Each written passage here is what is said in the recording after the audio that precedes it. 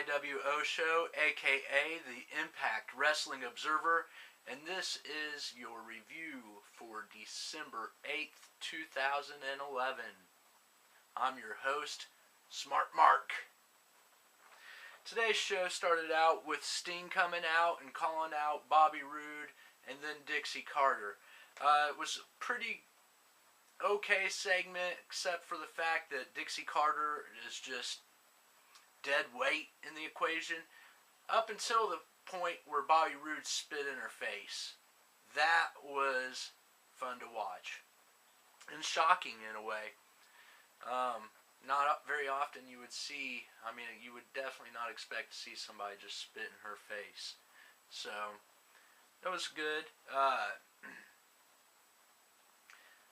Then, behind that, they had a backstage segment where AJ and Roode are kind of going back and forth, and Sting comes back, and, Hardy's, holding back Sting from beating up Roode or something, and, for a backstage segment, it was kind of interesting, it added heat to the situation, which was good. Then you have Abyss come out and beat Samoa Joe. I like seeing them using Abyss, and actually when the thing that sucks about it is Samoa Joe just floundering, being used as a jobber. He's a former champion, and people do like Joe. I can't understand why they wouldn't use him better than this. Let somebody else do these jobs. But anyways, Abyss gets the win actually with help from Steiner and Bully Ray. Kind of going back to last week, kind of making you wonder if he's back in Immortal or whatever. And so they help him get the win, and then as they're raising his hand and everything, he turns and gives Steiner a black hole slam, and then chases Bully Ray back. It was alright. I would have rather seen Abyss stay with them and have they've somehow gotten this monster back on their side, and they, kind of support him and get him back to where he's a believable character. I don't like him as a face. I think the only way to use Abyss is as a heel. And, as a monster under somebody else's control is really the best for Abyss. Then you get Gutter asking Sting backstage for a rematch with Garrett Bischoff. Sting gives it to him, saying that Eric Bischoff and Ric Flair can't get involved.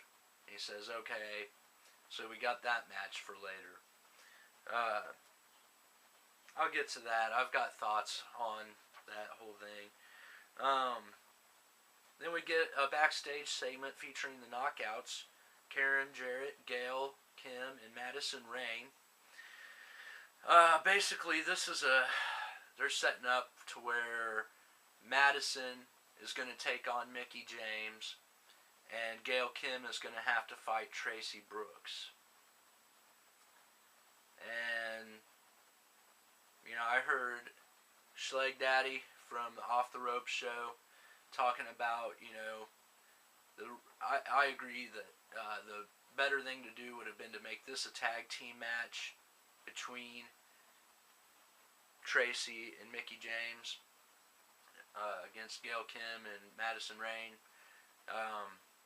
Having the two Knockouts matches, and I think they did this last week too. It just kills me.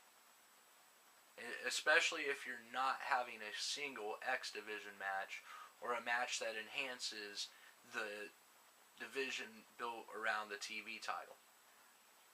There was no TV title, no X Division title, the divisions or whatever.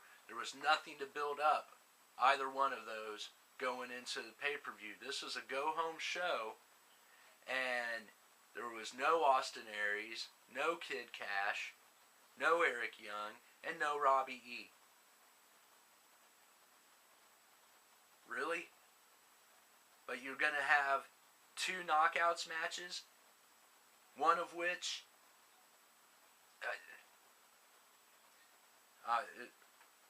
the whole thing is just stupid. Then you've got hold on. Okay, so now you've got Pope and Devon come out, and they confront Crimson and Morgan, and it was going great. The mic work was pretty good. Devon set it up and kind of like did all the mic work for the whole thing, and they hit the music, and Pope's like, hold on, and he starts kind of shooting Hill on Crimson and Morgan, which then they start getting into it. Crimson and Pope go fighting, and then Crimson and Devon go off, and Pope calls in Devon's kids, and they beat down on Matt Morgan a little bit. You already know my feelings on the situation with Devon's kids, I think. I mean, if I haven't made it clear, they look like a couple of little kids.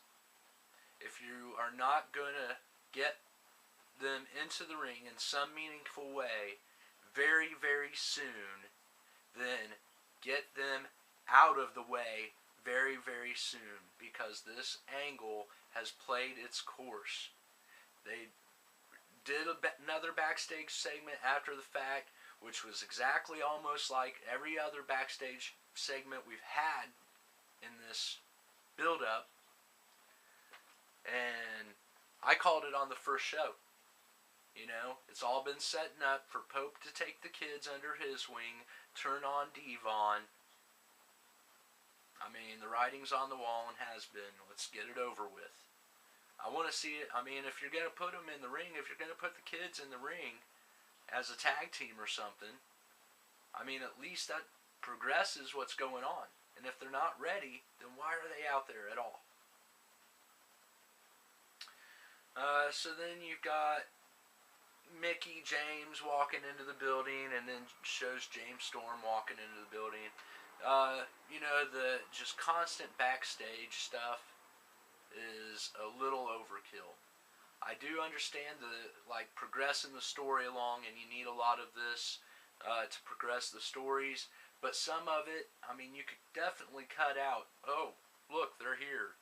You know, some of these kind of meteoric things, cut them out. You probably end up with another 5 minutes to put an X Division match on, you know? And now it's time for the Impact Wrestling Observer Moment of Impact. Tag team specialist. See, one without the other isn't any good. Oh, I knew he was going to do that. I just knew he was going to do that. He don't need Jannetty. I told you that off and on. Are you kidding? What a despicable act that was.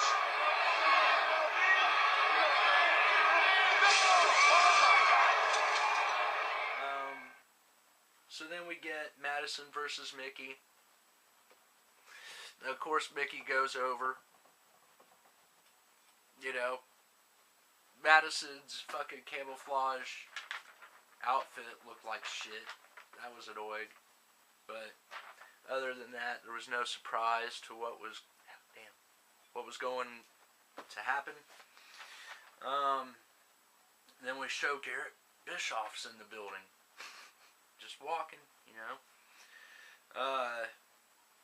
Steiner and Bully do a somewhat humorous backstage segment where Steiner's leaving, saying he's going to go talk to Eric Bischoff, you know, concerning Abyss or whatever. They need to get their act together, is what they're saying. Kind of funny, not one of their funniest segments.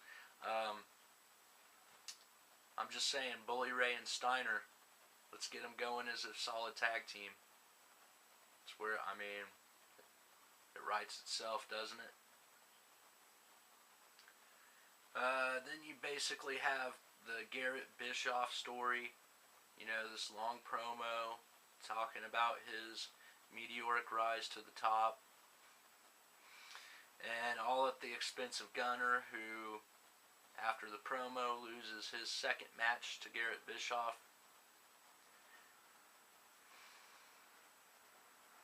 I don't get it.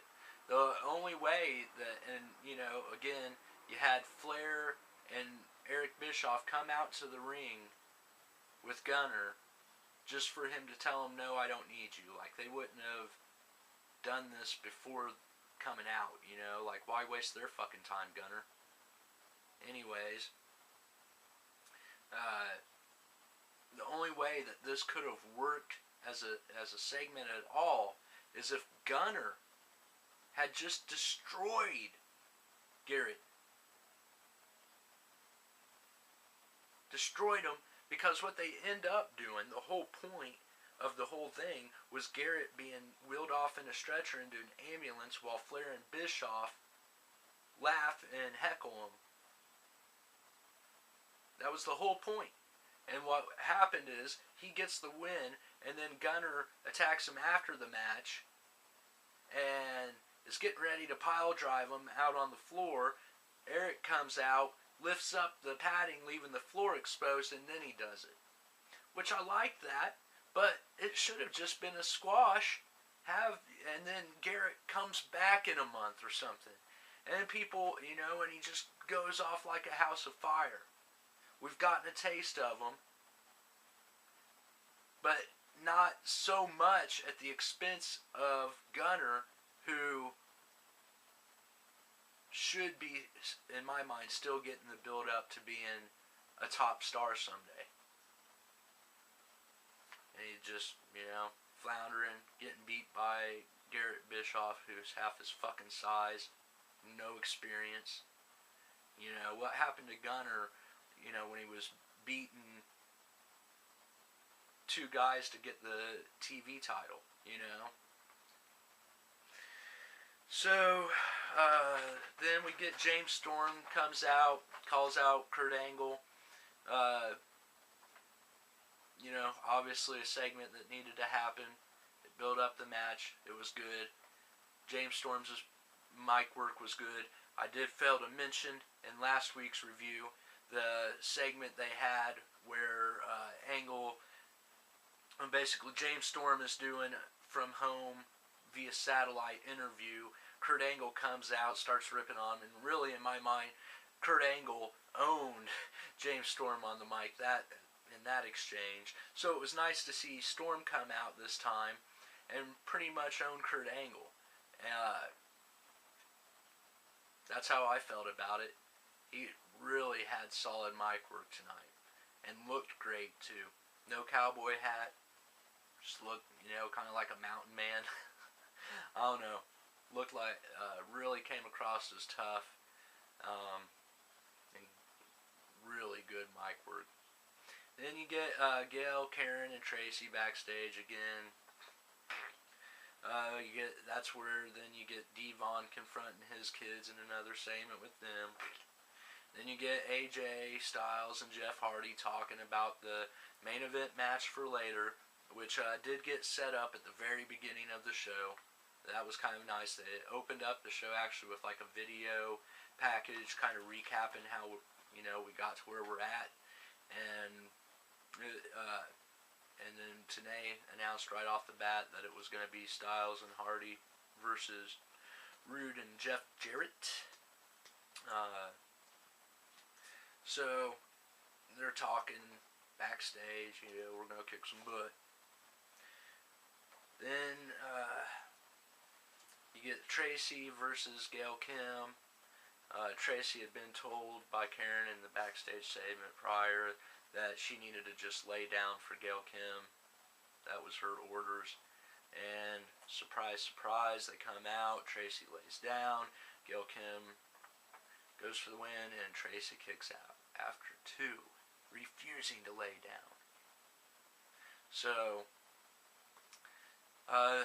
basically what ends up happening, Karen Jarrett comes out, sets a distraction, and Madison Rain hits Tracy with the belt. Gail Kim gets the win. Of course, Gail Kim was going to get the win, but it's really overall a match that just did not need to happen.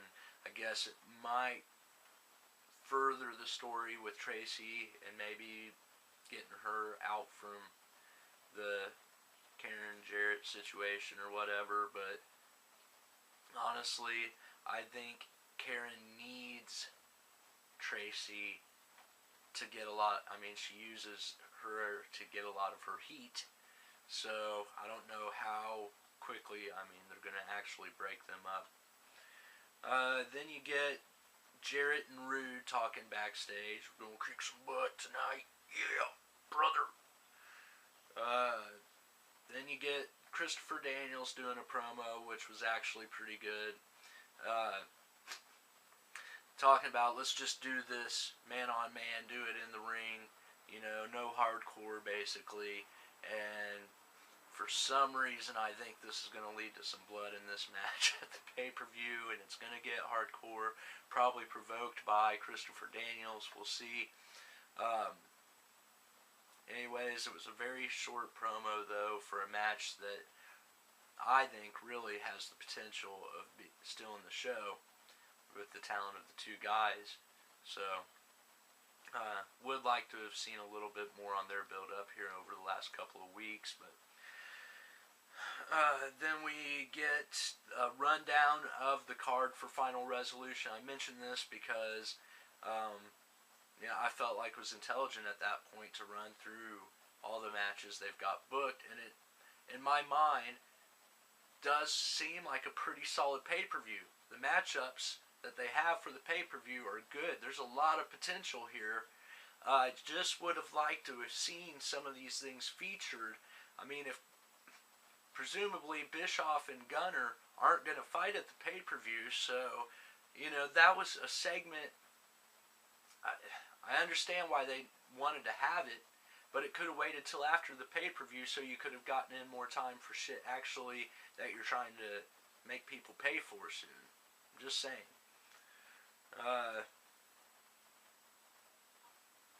So in the main event, we got Hardy and Styles versus Roode and Jarrett. So-so match. Decent length on the match.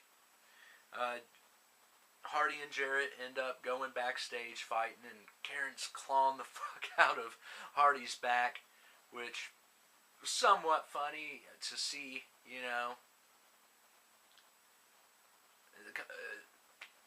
Anyways, I don't hate the heat that she can get.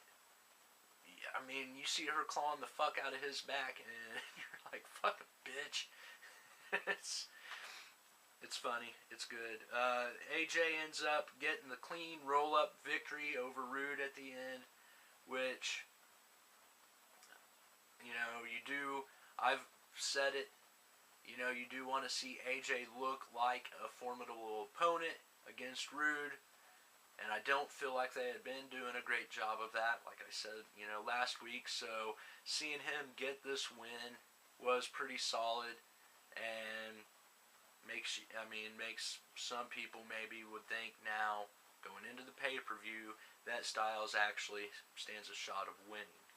I am predicting that we see a match comparable to the Iron Man match that Brock Lesnar had with Kurt Angle years and years ago, where basically Lesnar cheated at the beginning of the match and got a couple of quick wins. It ended up being like a high scoring, for a Iron Man match. Like, I think he ended up winning like 6-5 over Angle. Anyway, watch for Roode to come out and get an early pin or two, and for Styles to be fighting back from that, and it'll be a good match if they go with that formula and have a fairly high scoring match. After the match, there was a fairly lengthy back and forth where Styles, jumps out at Roode and then chases him off. Styles kind of standing at the end of the ramp, you know, at the top of the ramp, saying his goodbyes to the crowd. I saw, you know, kind of saw it coming. Roode comes out from behind, clips AJ, really works over the left knee. So I think that that is obviously going to go into the pay-per-view. Watch for Roode to really be working on that left knee of Styles from the get-go of the match. Let me know what you guys thought of the show. If you haven't already, please subscribe. And feel free to leave a comment or two. Maybe a question for the Q&A. I'm just saying. Until next time I feel like putting a video response together, which will probably be very soon. If you haven't watched ROH, O'Reilly is the fucking man. Hate to use the spot on the Impact show to say it, but I just got done watching this week's ROH, and God, I would like to see O'Reilly come over and fight in the X Division. Let's make it happen. Anyways, so watch for us next week. I'm Smart Mark. Thanks for watching.